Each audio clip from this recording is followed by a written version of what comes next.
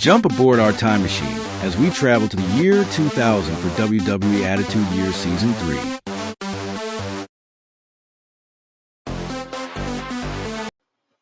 What is up, everybody? You are checking out the Uncensored Pro Wrestling Podcast. I'm here too.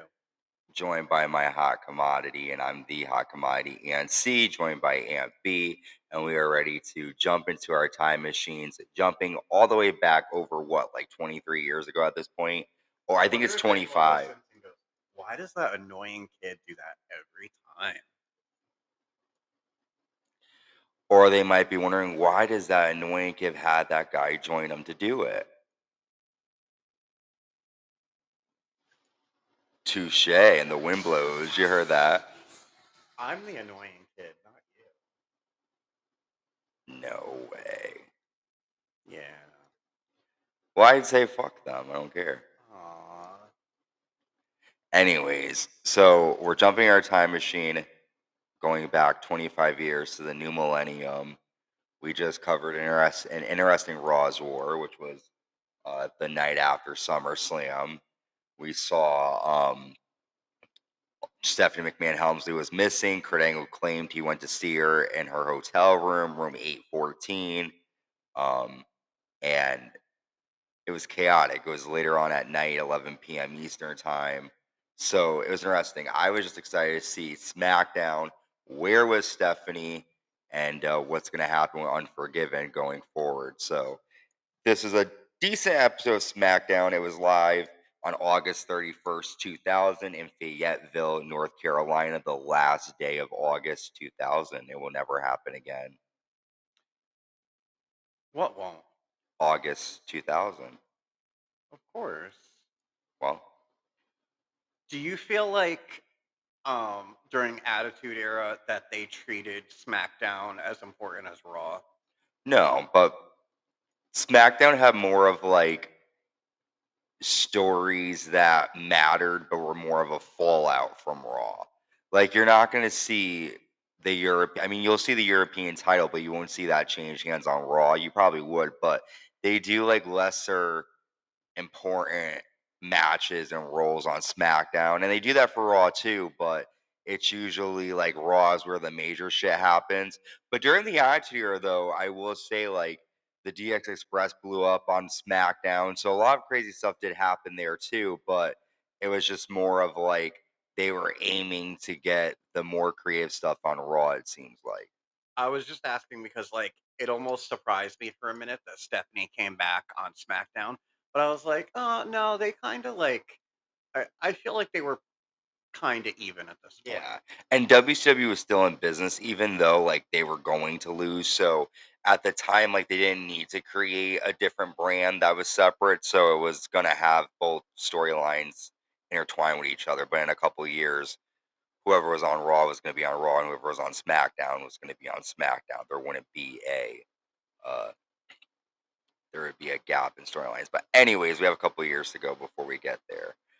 Yeah. Well, it kind of feels like a mixture of that now. Like sometimes they do Raw versus SmackDown, and now with Netflix, now with Raw on Netflix, it seems like they just kind of put people wherever they think They'll get more viewers, pretty much. It's kind of silly, like that they'll have the SmackDown champion on Raw if it's good for Netflix. It's just kind of annoying. Well, that's why I like recapping these Attitude Era shows. And if you like listening to our recaps, make sure you subscribe, like, and hit the notification bell on YouTube to stay notified. And tell your mom. Tell your mom, tell your brother-in-law, your third uncle. Also, you could listen to us on Spotify, Apple Podcasts, Amazon Music, wherever you get your podcasts. Give us a 5-star rating. It's so simple and easy, and it's free. So do that. So let's forget about what's happening now, jump into the time machine and go to SmackDown 2000. Um, Stephanie McMahon-Helmsley comes out, which was, like you mentioned earlier, kind of shocking. Stephanie says, I'd like to let you know my husband is on his way to the arena. I want to thank all of you for your concern about my whereabouts on Raw. I don't like I can't pronounce the dirty. I have a speech impediment, guys. The dirty nasty rumors in regards to where I was on Monday. For the record and the sake of my reputation, I spent the entire night by the bedside of my brother in the hospital. It's true. Shane is mending quite nicely. I want you all to know me and Triple H are experiencing wedded bliss. And then Kurt Angle comes out. Angle says, I really admire you. Like people admire me for my medals. You're a beautiful and delicate woman. And you put on a brave face after Triple H manhandled you. And Stephanie's like, we talked about everything, me and Triple H. You know it was an accident. And Angle's like, maybe that was an accident. But what about this? And Angle shows footage of Chyna checking on Triple H and hugging her. Um, he says, that's a disgrace. Chyna comes out. Chyna says, you're going to listen to that crap. Nothing happened. Angle is manipulating you. Angle says, spare me. I hit Triple H to take a stand for you, Stephanie. And I hit Eddie Guerrero by accident because I saw a double after my concussion and thought it was Triple H. Chyna, you tended to someone else on Raw instead of your boyfriend. Chyna says, the only thing I'm going to do is shove your medals down your throat. Chyna walks to the ring, and then Stephanie McMahon-Helmsley gets in Chyna's face, and that leads Kurt Angle to hit Chyna with an Olympic slam. Eddie Guerrero runs out, and Angle and Stephanie leave. So Angle is trying to let Stephanie know, like, Chyna was looking at your man. They hugged. Stephanie's getting pissed here. Angle is manipulating everybody in this situation, but what do you think? My favorite part of this whole um promo was when Stephanie said it's true, and it kind of just came out of her mouth, and then she went like, she kind of looked at herself for a minute, was like, oh shit, like it was really funny. I like that, and yeah, Kurt Angle definitely, like, China actually checked on Eddie Guerrero first, and he only plays the part where she's checking on Triple H. He doesn't in the locker room. He just shows the part where they are hugging. He doesn't show the part where China's like, "Oh, you and Stephanie are going to be fine." Kurt Angle's he's getting down and dirty, and it makes me wonder: does he really like Stephanie, or is he just trying to get at Triple H? We'll find out. So, speaking of Triple H, he arrives backstage, and we see Kurt Angle and Stephanie sitting in a locker room talking. Triple H walks in and snaps. Stephanie says she's mad that Triple H hugged Chyna. He says it meant nothing, and then Stephanie slaps Triple H and leaves. Poor Triple H, man. He just got lost to The Rock at SummerSlam, gets fucking accused of hooking up with Chyna by his wife. She doesn't believe him. This is going to be a bad night for Triple H, it looks like. It looks like. Next up, the Road Dogg comes out to take on Bull Buchanan with Steven Richards in his corner. Before the match, Bull says, I want you all to close your eyes and think about your kids. Look at my opponent. He promotes filth. I will censor his actions. So the match starts. Bull Buchanan lands a big boot, a springboard clothesline. Bull goes to hit a bicycle kick, but Road Dogg catches him and hits a pump handle slam.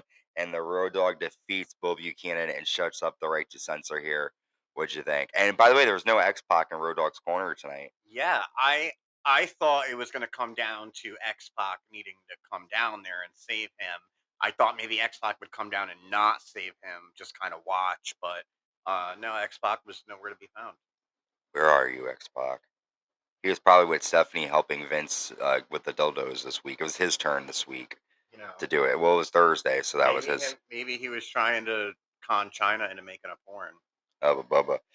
Next up, we have the WWF Women's Champion Lita and the Hardy Boys taking on Jacqueline and the WWF Tag Team Champions Edge and Christian. During the match, Jacqueline lands a flying crossbody to Matt Hardy for a 2 count. Edge accidentally spears the corner when he goes to hit Lita. Jeff takes control of the match, and Jacqueline lands a missile dropkick to the back of Jeff Hardy. Team Extreme, which is Lita and the Hardys, they land a triple DDT. Lita hits a flying Hurricane Rana to Edge, and then Matt hits hits a twist of fate, and Jeff lands a Swanton bomb. And the Hardy Boys have pinned the tag team champions here. It What'd you really think? seems like Edge has it out for Lita. He's been like at the SummerSlam, he almost smashed her head. Um, he is giving her the spear every chance he gets. So And we'll spare her down the line in the future. Um, right in the middle of the state, right in the middle of the ring. Definitely. Okay, so next up we see Kurt Angle talking to Stephanie, and he tells her backstage that he's here for her, that, his kiss is just what good friends do. It didn't mean anything. They're just friends.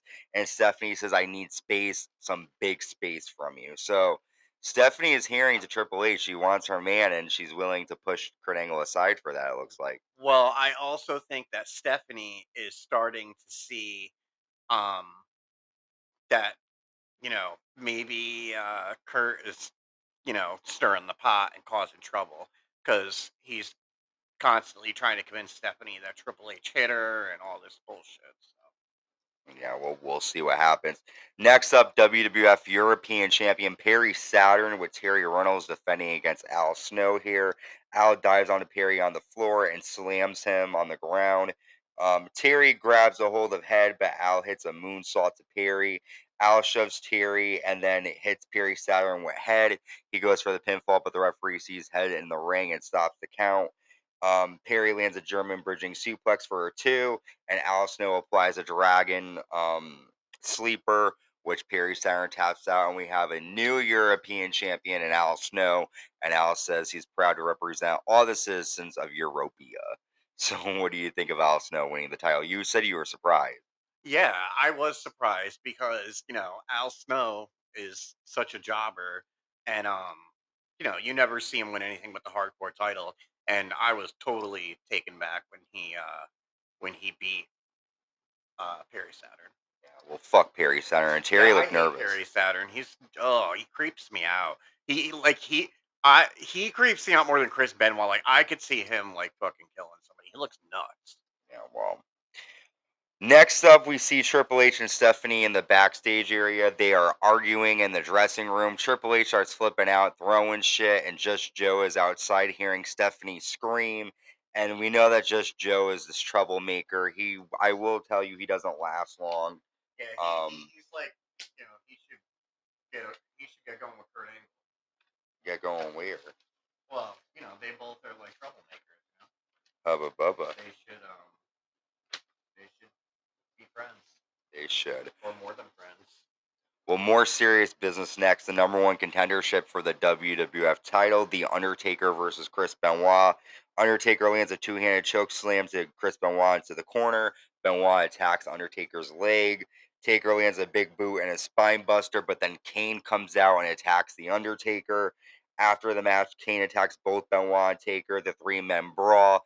WWF champion The Rock runs out and helps The Undertaker clear the ring, and then Benoit and Kane fight on the floor, and the commentators make point to mention that there is no clear number one contender right now. But what do you think? Um, well, I mean, technically, the Undertaker won through disqualification.